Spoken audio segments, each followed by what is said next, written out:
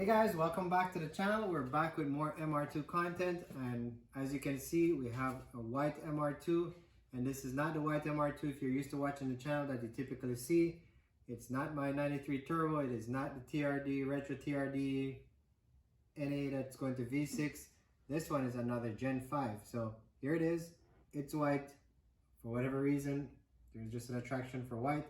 We obviously got the red one last week if you're following along. There's more to come on that one, but this one was kind of scheduled and we had some work to do. So what this car really is, it's a 91 MR2. It has a Gen 5 swap. It's for a local friend of mine that's in the area, and he has an oil leak. So somewhere in the timing cover area, which is right around here, there's an oil leak. We're going to try to figure it out. I suspect it's the oil pump seal that's bad. So the only way to really confirm that is to pull everything apart. Hopefully that's what's leaking and we can fix it easily. I'm hoping it's not the entire oil pump assembly that's leaking, but that's what we're going to do today. So I'm going to try to make this video as quick as I can. It's probably not going to be as in-depth of a timing video, because essentially if you're going to change the oil pump seal on these engines, you're going to have to do the timing again. And working with a small space here in the engine bay right along here, it's very hard to film. We've tried that already with my uncle's yellow MR2, but we're going to start doing this today. I'll try to make it quick, so stay tuned. Alright, so if you know that if you're going to do a timing on an MR2, this wheel has to come off. So the passenger rear wheel has to get off. So we're going to take this off. And then if I bring it right over here to the engine bay, the whole idea of doing this timing is to get as much clearance as you can, because it's very small. So you got to try to take out as much as you can. So this access panel, you want to remove it. There are two bolts, one in the front and one in the back. You just simply unscrew those. Now typically there's a ground strap on these. I'm going to check if this one is here in place. Yep, it's right here. So here we go. There's a ground strap, it's a 10mm. So you want to pull this off. And once you get this off, this piece comes out. Now, looking further here into the engine bay, we have the cruise control module. We're going to get this out. There are 3 bolts, one right here, one down here, and one on the inside. So I'm going to take those out. And then this box here, which is where the throttle cable hooks up to, it's probably a good idea to get this out. So I'll see, I might just take the cover off, see if I can work with that. And then we're going to remove this intercooler pipe. So the cold intercooler pipe, we're going to take that off. So that just gives us clearance, because we got to work down here to remove the belts, and the tensioner for the belt is right here. So again, very tight quarters, very hard to see, but I'll try to get some video just to kind of give an idea. But that's essentially what you got to take off. So let's start doing that.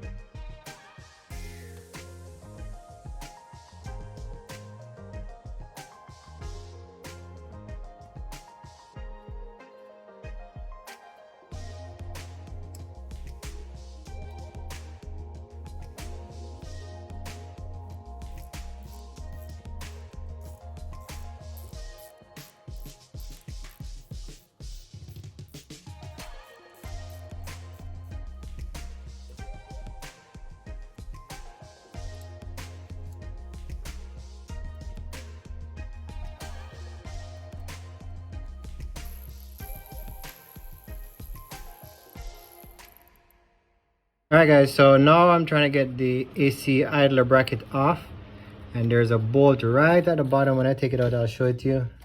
It's very hidden, so you're gonna have to know where it's at. So we're gonna take this one out. It's right below the pulley. Well, it's a 12mm. We'll get it off, and then right here where my finger is, this is my thumb, there's a bolt that holds the AC compressor and this bracket on as well. So 2 bolts to get off. All right, finally got it out. So here this is what I was doing there. It's kind of hard to film. But this goes in the top mount for the AC compressor, and then this 14 millimeters on the side here. This goes into the side of the block or head, but basically the side of the engine, right? So this is the pulley for the AC system. That's what runs the AC belt. This is how you tension it, and obviously I took it out because I want to get space to work with right here on the timing side. So gotta get this out, guys. Remember this bolt. This is what tricks a lot of people, because you can't really see it from up top. You just gotta know it's there.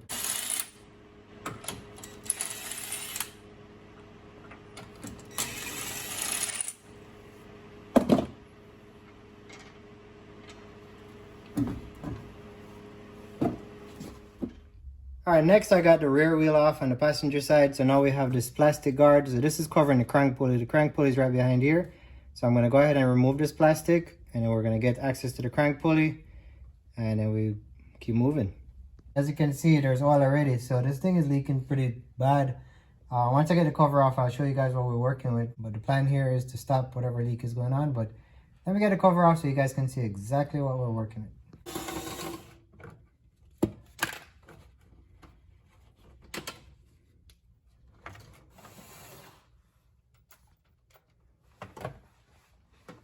Alright guys, so this is what we're working with here. This is the oil leak. So this is the crank pulley right here. Obviously it's too high, so I'm going to have to drop the engine to get to the bolt right here to pull the crank pulley off. But you can see there's oil here, which suggests there's something coming from the timing cover. If you go to the back of the engine right here, there's oil all over, and then obviously the belt is turning, so this oil is going to splash back towards that side of the engine, so towards the driver's side. But this is where you can see the bulk of the oil. I'll go to the back of the engine, I'll show you. So if you're having a leak in this area, you know, it could be the oil pan, but with this heavy leak coming, the oil pan is not going to have oil going from bottom to top. So something is coming from the top and going down, and that's why we're suspecting it's in the timing cover. So, you know, the only way, honestly, really to figure this out is going to pull off the timing components and see what's up. Let me show you the back, and then what we're going to do is drop the engine mount. So the engine itself can be lowered so we can pull the crank pulley off. Alright guys, so here's the belt right here. It's where the screwdriver is pointing. That's the belt for the alternator. This is the lock bolt for the tensioner. So we're going to pull this one, 12 millimeter here, and we're going to pull the bolt on the back. That's going to loosen the tension. That's how we're going to get that belt off the alternator. Now while I'm here, look at this. You see that little bolt right here? That's a constant 12 volt, and there's no cover on it. So I don't like that. So we're going to throw some electrical tape. So this is what I use to wrap my 2GR FE. So we're going to go ahead and wrap that up just to have this car a little bit safer, so that 12 volts is just not so exposed. All right, crazy angle, but this bolt right here, that guy right there, that's the bolt for the alternator. So you pull that one, and basically you can pull the alternator back, and then as you can see, the belt is free. So this is how we're going to get the belt off for the alternator. Next, we're going to move up to the crank bolt right here. We're going to pull that bolt, and you know, I'm probably not going to be able to get a crank off because as you can see, well, my hand is blocking it, but you will see the space we have here.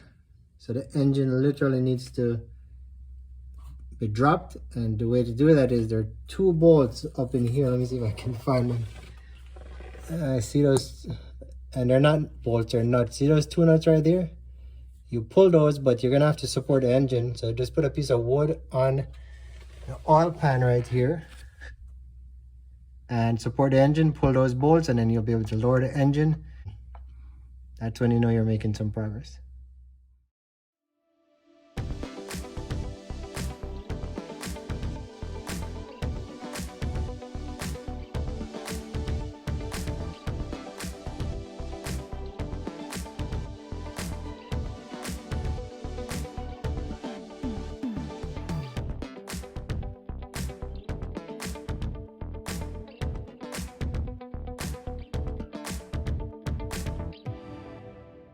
There you go, the engine is going to come down from off of the mount.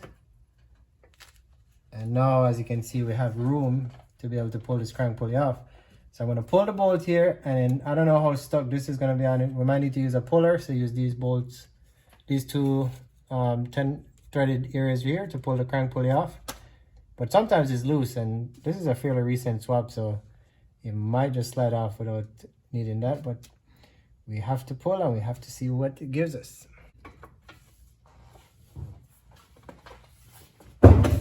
Alright, getting out the engine mount, and this was easy. I didn't even have to use a bolt, I just used my hand. So that's hopefully the captured nut is not like wasted while this thing is not tight. But the engine mount bolt was not tight. So we'll just go ahead and take this out.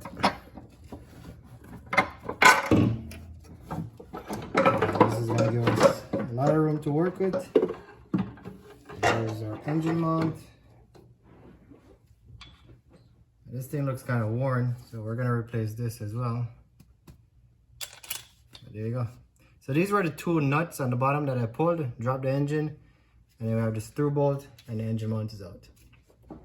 I need to get the engine hanger on this side out, right? So I am going to jack this car up. And basically when I say the engine hanger, it's the section, it's like a J-hook where these two bolts go in and hold the engine in place. So what I'm gonna do is kind of raise the engine as high as I can to access two bolts on the top. It's very hard, it's literally impossible to film it. So when I take it out, I'll show you what it looks like. Okay, this is the second one on top, and I'll recommend make sure you get these bolts, your socket on properly, because you do not want to round these bolts up. If you round these bolts up, they're not coming out unless you take this whole engine out. Again, if you guys see how close and tight this is to get to, I mean, you literally gotta kind of know where everything is for this thing to work for you, to be honest with you. But luckily I know where it is, so I'm making it work for me.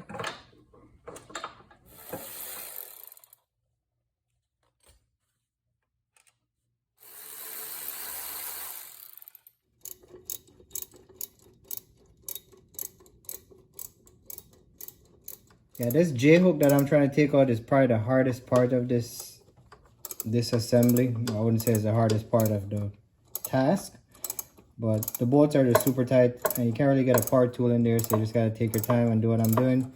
I have 2 of the 3 bolts out, so I'm almost there. Whenever you crack these bolts, that's just a sigh of relief, because you know it's going to take you some time, but at least you know you're on your way. If you can't get it to crack, then you're gonna be in for a ride. Finally, I got the 3rd bolt out at the top, and now we're gonna get the J-hook out. It is a little bit tricky to maneuver out, so you gotta wiggle it out of here. Sometimes you gotta drop the engine down a little bit. So it's like a song and dance, but we're gonna be able to get it out soon here.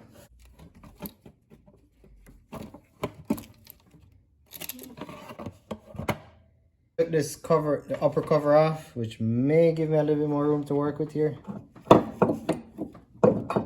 Time for a quick update as to where I'm at. So right now I have the coil packs out. I'm actually getting ready to pull this valve cover, because when I look down right here, right behind this cam gears right here, it's gonna be hard to video, but hopefully you guys can see. Down in there, very hard to film, guys, but right in there, there's a little bit of oil sweat, and I don't think it's enough to be getting this way all the way to the bottom. But the fact that there's a little oil sweat there, I'm concerned that the humps where the cams go right around here, that there wasn't adequate amount of sealant placed on when this valve cover went on. Could be wrong, but since I have everything off, I'm just gonna go ahead and take the valve cover off, reseal it. I think the gasket there is pretty new, so we'll do that. In order to get that off, obviously coil packs are out, throttle body is gonna have to be removed. I pulled the breather here, so this is gonna come off. We'll slip all of that to the side, and then obviously I pulled the wire harness and threw it over on that side for now. So let's look underneath, let's see what we're working with in terms of leaks. So all of this area right here, it's wet. All right, so that's all wet, and the back of the engine is wet as well. And not much up top, but what I'm gonna do is since I have everything out, I'm just gonna take the time and basically just get everything redone. So I'm gonna pull the timing off right now, get the timing belt out, get the cam gear out right here. And we're just gonna work our way and basically do the timing. This is not the best video, guys, if you're trying to figure out the timing on a Gen 5 3S GTE. I have other videos like this with the engine on a stand where we've done the timing. So if you're really looking for instructional video, just look in my channel in the list of videos, you'll find one. Right now you're just enjoying MR2 content and me working on an MR2, but I'll keep you updated as I move along.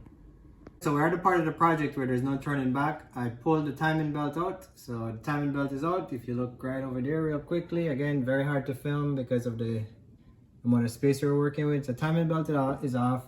And what I did, I took the tensioner out and the belt, I just freed up the belt and you can get it off.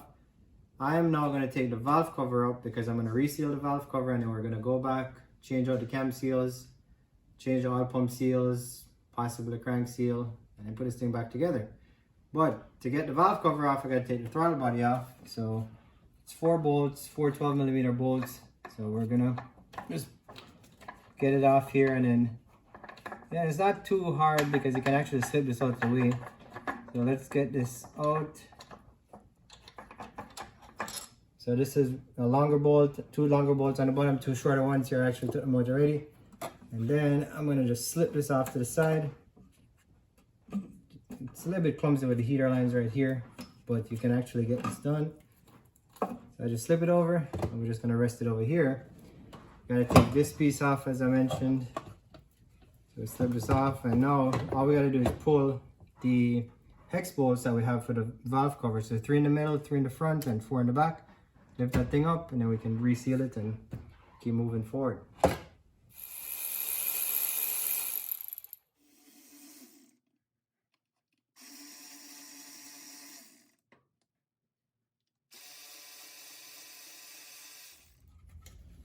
Alright, valve cover, gotta wiggle it out a little bit. It's powder coated, so I don't want to scratch this thing, so I'm gonna take my time.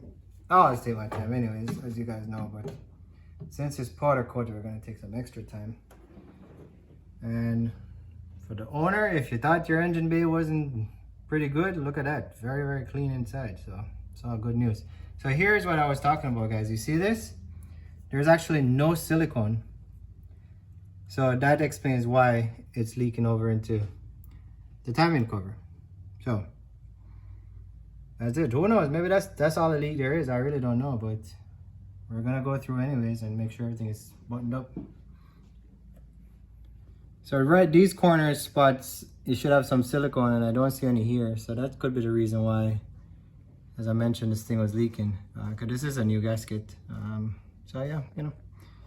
Maybe just forgot when they were putting it in, but that definitely looks like there was some sort of potential leak from there. Possibly just because that side is wet. But you know, with oil leaks, it's very hard to tell. So what I'm gonna do is just go through everything and make sure everything is sealed up. So this is the second cam gear I'm getting off. I just figured out, I forgot that I have this little tool that I use to put the cam gears in, and I just checked it to have enough clearance to get the seals in. So honestly, the hardest part right now is just to, you know, pull these seals out, which sometimes they're easy, sometimes they're hard, but if I get them out pretty easy, then this should be a very smooth process from here onwards. So let's see, let's take off this cam gear and let's see if it looks like it's leaking. I tell you, oil leaks are so hard to tell because you just never know where it's coming from, because especially with the belt turning, it just spins all over the place. So let's look at this one, see what it looks like.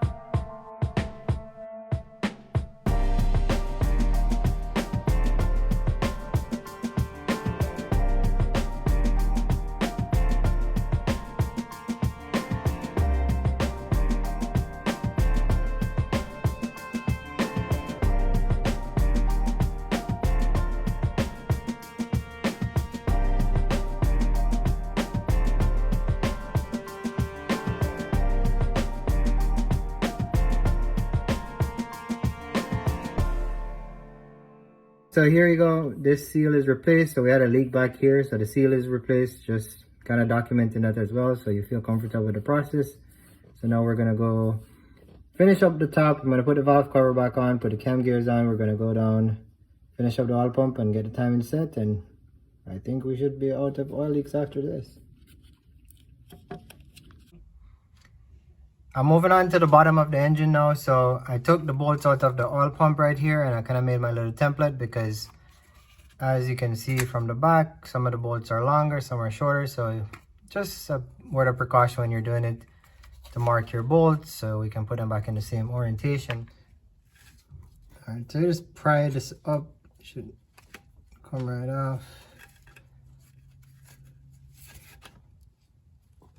Just take your time. You'll see oil starting to leak at the bottom there. I should put a little thing on the floor, but it's not gonna leak that much. And there you go. So what we're gonna change is this little seal right here, because that could be leaking, could not be leaking, but we don't know. So since I'm here, just kind of like while you're at it, we're just gonna go ahead and do that, okay? And then the cam seal, it looks like there's grease on it from when it was replaced before, but again, since I'm here, I'm just gonna replace it again. So that's coming out, this is gonna be fixed. And yeah, guys, this is where we are. All right, time to get this oil pump back up.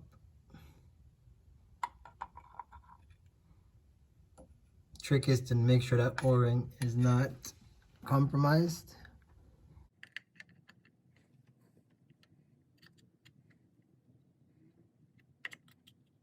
Time to get this valve cover back on, and now we're gonna make sure we put some silicone in these corners, because quite possibly that could be the reason we had some oil in over here. So this should help to fix that if that was the main issue. Now I'm just gonna put the valve cover back on, and then we're gonna go ahead and finish up the timing and put all these pieces back together. But so far it's been fun. This Gen 5 has been, I don't want to say a blast to work on, but it hasn't been difficult. So I'm enjoying myself, having a good weekend so far.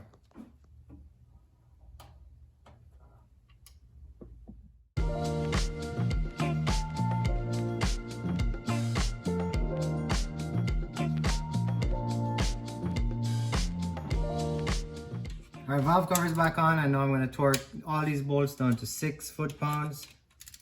And I think with this, we should be good to go. I'm going to get the coil packs in, then I'm going to go set my timing. This video is kind of drawn out.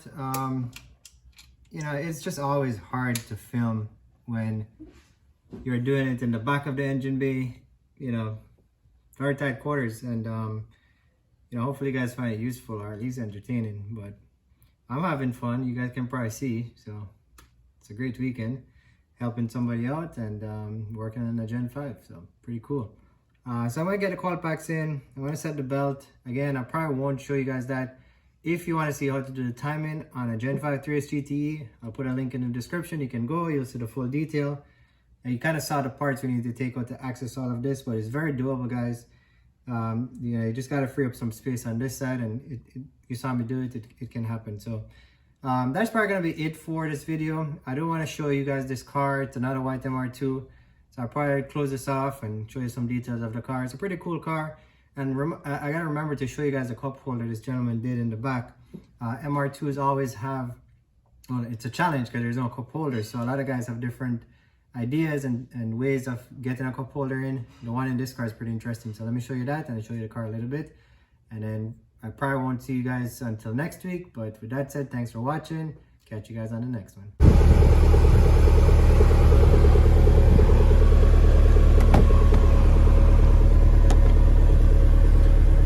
There's the cup holders.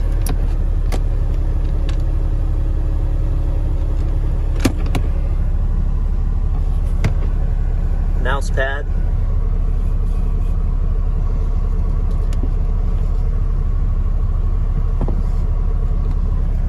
Works great.